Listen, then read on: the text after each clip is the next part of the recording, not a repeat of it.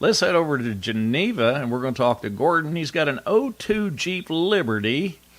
Gordon, tell us what's going on with it. Yeah, I have the radiator cooling fan stays on all the time when I shut the key off.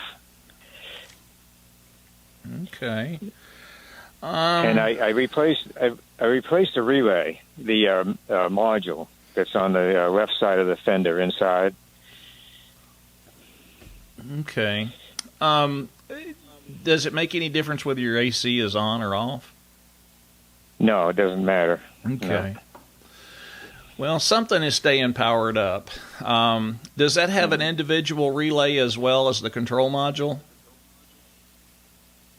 Yeah, it has a relay in the fuse area, Okay. under the hood. Okay. It's a black little box like.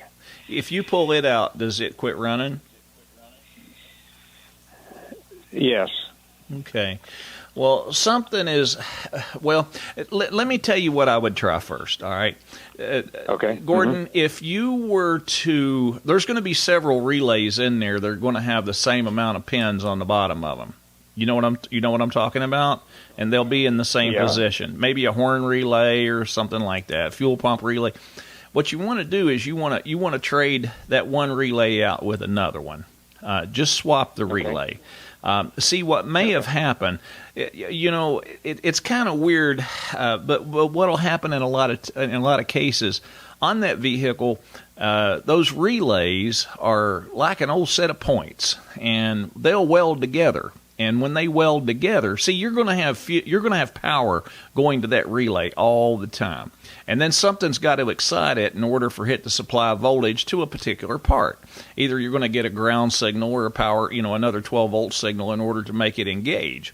Well, as a vehicle ages and those little contacts on those points, they get worn and stuff. It's not unusual if the fan, say it's drawing too many amps. Well, if it's drawing too many amps, a lot of times what will happen is it'll weld those points inside that relay together.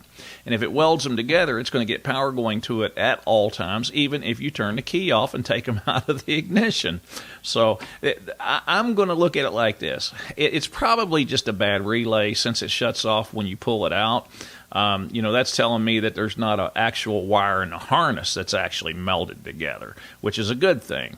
But if you swap a relay and you still have the same exact problem, there could possibly be something going on in the vehicle's computer itself. See, the computer is what's got to request that cooling fan operation to start with. So when it requests that cooling fan operation, it'll go ahead and activate the relay. It'll give it a ground signal usually, and then it goes through the fan control module, in which inadvertently goes ahead and supplies power to the fan itself. But most likely what you've got going on, especially if you've already replaced that control module, just swap those relays around and see what happens. That most likely will take care of it. If it doesn't, I don't know what your mechanical aptitude is, but you may have to get a mechanic involved with it, if the relay itself doesn't take care of it. Somebody's going to need to put a scan tool on it and actually look and see if what the computer's actually requesting. There could be something shorted in that computer causing it to, request the fan relay to stay, in contact all the time. So let's swap the relay. If you need any more help, Larry at magicmechanic.com, and I'll try to head you in the right direction. You have a great weekend. Okay, and I might bring it into your shop if I have to. Yep. Well, we'll give you a hand if you need it. Hopefully this will take care of it, and it's just a simple relay, Gordon.